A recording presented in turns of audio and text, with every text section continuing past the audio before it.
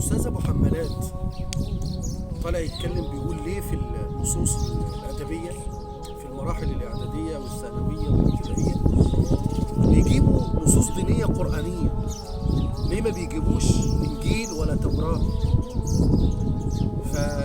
فرد عليه أحد المسيحيين، يعني ما ردش عليه واحد مسلم، رد عليه واحد مسيحي والله. قال له ايه بقى؟ قال له انا ممكن كده بالنص اهو، شوفوا الكلام اهو. قال له انا ممكن اجيب بنتي في اعدادي ترد عليك، بس انت اقل من ان بنتي تيجي ترد عليك.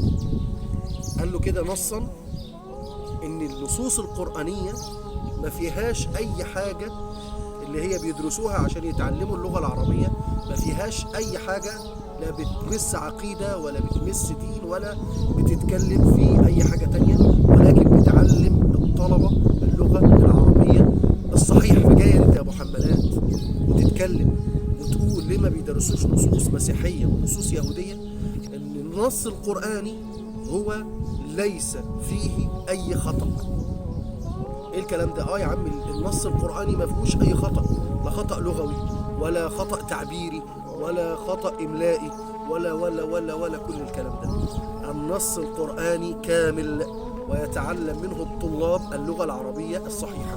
فمن أنت أيها الفسل حتى تتكلم عن القرآن الكريم؟ أنا عندي سؤال بالنسبة للأزهر ودار الإفتاء المصرية ومسؤولين الأوقاف، أين أنتم وأين موقفكم من هذا النكرة وأمثاله؟ شايفينكم ليه ما بتردوش؟ ليه ما فيش رد واضح كده وصريح يقول ان اللي انت بتعمله ده غلط، واللي يقول اللي انت بتعمله ده بيدعو الى فتنة طائفية في مصر؟ وهذا لن يحدث بإذن الله طالما أننا فوق أرض يحكمها الله سبحانه وتعالى، فلن يحدث شيئا في ملك الله إلا بمراد الله.